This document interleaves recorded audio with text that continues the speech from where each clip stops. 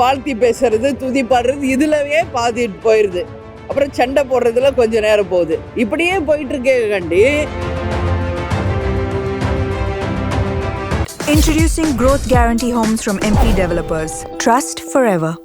தமிழ்நாடு சட்டமன்றமா இல்ல டெல்லியில இருக்க பார்லிமெண்டா அப்படின்ற மாதிரி எனக்கு ஒரு நிமிஷம் டவுட் வந்துச்சு. அந்தந்த துறை சார்ந்த அமைச்சர்கள் அந்தந்த துறைக்கு பதில் சொன்னா நல்லா இருக்கும்.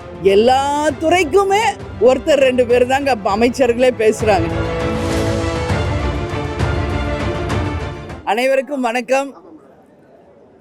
முதல்ல இன்றைக்கு உலக புகைப்பட கலைஞர்களுடைய தினம். இன்னைக்கு உலக புகைப்பட கலைஞர்களுடைய தினம். அதற்கு இங்கு இருக்கின்ற இன்னைக்கு தமிழ்நாடுல இந்தியா முழுவதும் இருக்கின்ற நமது புகைப்பட கலைஞர்களுக்கு தேமுதிக சார்பாக எங்களுடைய வாழ்த்துக்களை முதலில் இந்த நேரத்திலே நாங்கள் தெரிவித்துக் கொள்கிறோம். இன்னைக்கு மிக முக்கியமாக 6 மானிய கோரிக்கைகள் இன்றைக்கு வந்ததுங்க. ஆனால் இப்போ ஆல்மோஸ்ட் 2 மணி. இப்போ வரைக்கும் 2 மானிய கோரிக்கை தான் இப்போ வரைக்கும் வாசிக்கப்பட்டிருக்கிறது. ஆனால் அவைத்தலைவர் அவர்கள் வந்து உட்கார்ந்த உடனே சொன்னார், இன்னைக்கு 2 மணிக்கெல்லாம் நம்ம வந்து அவையை முடிக்கலாம் அப்படின்னு. ஆனால் அது முடிகிற மாதிரியே இல்லை. மொத்தம் 6 மானிய கோரிக்கையில் 2 மானிய கோரிக்கை தான் இப்போ வரைக்கும் பேசப்பட்டிருக்கு, இன்னும் போயிட்டுருக்கு. இது வந்து நாங்கள் எப்படி நான் இதை வந்து சொல்கிறேன் அப்படின்னா, இன்றைக்கி முக்கியமாக நம்ம மானிய கோரிக்கையை பற்றி பேசுறது கிடையாது. வேறு டைவர்ட் ஆகி போயிட்டே இருக்குதுங்க. சப்ஜெக்ட் வேறு சப்ஜெக்ட் போயிட்டே இருக்குங்க. தொகுதி மறுசீரமைப்பை பற்றி மட்டும் 1.25 மணி நேரம் இன்றைக்கி வந்து பேசப்பட்டிருக்கு. ஏற்கனவே இந்த அவையில் தீர்மானம் நிறைவேற்றப்பட்டு அது வந்து என்றைக்கு அந்த சப்ஜெக்ட் வருதோ அப்போ பேசலாம்.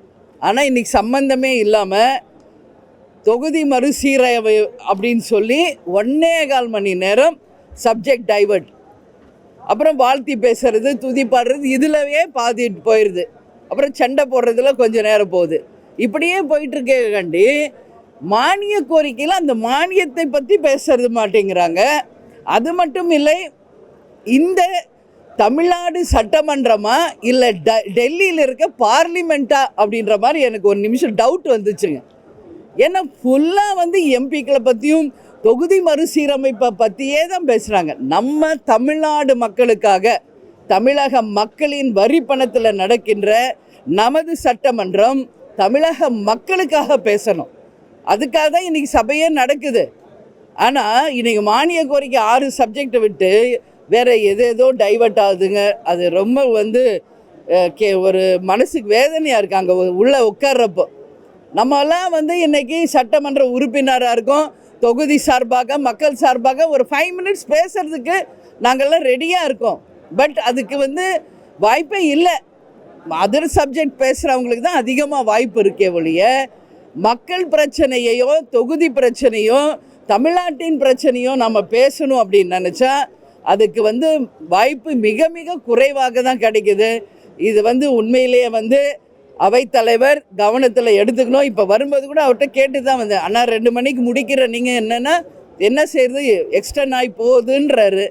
ஸோ இது வந்து அவர் தான் இதை வந்து பார்த்துக்கணும் அப்படின்றத நான் இந்த நேரத்தில் சொல்கிறேன். ஆனால் மிக நடுநிலையோடு அவர் சரியான முறையில் நடத்தணும்னு நினைக்கிறாரு. பட் டைவர்ஷன் நிறைய இருக்குங்க. அதனால் அந்தந்த துறை சார்ந்த அமைச்சர்கள் அந்தந்த துறைக்கு பதில் சொன்னால் நல்லாயிருக்கும். ஆனால் எல்லா துறைக்குமே ஒருத்தர் ரெண்டு பேர் தாங்க அமைச்சர்களே பேசுகிறாங்க. அதனால தான் இவ்வளோ தூரம் டைவர்ட் ஆகுது. உதாரணத்துக்கு சொல்ல போனால் விளையாட்டுத்துறை அமைச்சர் ஆதவ் அர்ஜுன், அவர் விளையாட்டுத்துறையை மட்டும் பேசினா மற்ற அமைச்சர்களுக்கு வாய்ப்பு கிடைக்கும், நம்ம வந்து ஃபாஸ்ட்டாக முடிக்கலாம். ஆனால் எல்லா பிரச்சனைக்கும் ஆதவ் அர்ஜுன் தான் பதில் சொல்கிறாரு. இன்றைக்கி எதை பற்றி சொன்னாலும் அவரே பாதி நேரம் அவரே பேசுறதுனால தான் சப்ஜெக்டும் டைவர்ட் ஆகுது, டைமும் ரொம்ப வலிக்குது. இதுதான் உண்மை நிலை. இதை வந்து நான் அமைச்சர்கிட்டையும் நான் நேராக பார்க்குறம்போது நான் சொல்லுவேன். அதனால் இன்றைக்கி வந்து மெயினாக மின்சாரத்துறை தமிழ்நாட்டுக்கு மிக முக்கியம் மானிய கோரிக்கையில். அந்த வகையில் பார்த்தா என் தொகுதியில் இன்றைக்கி என்எல்சியிலேருந்து மின்சாரம் தயாரிக்கிறோம். ஆனால் விருதாச்சலம் தொகுதியில் இருக்கிற மக்களுக்கே மின்சாரம் கிடைக்கிறதில்ல. விவசாயிகளுக்கு அதில் மின்சாரம் கிடைக்கிறதில்ல. அதனால் உடனடியாக நிச்சயமாக அந்த NLC-லேருந்து வருகின்ற அந்த மின்சாரம் தொகுதி மக்களுக்கும் விவசாயத்திற்கும் நிச்சயம் கிடைக்கணுன்றது என்னுடைய கோரிக்கை. Introducing Growth Guarantee Homes from MP Developers. Trust forever.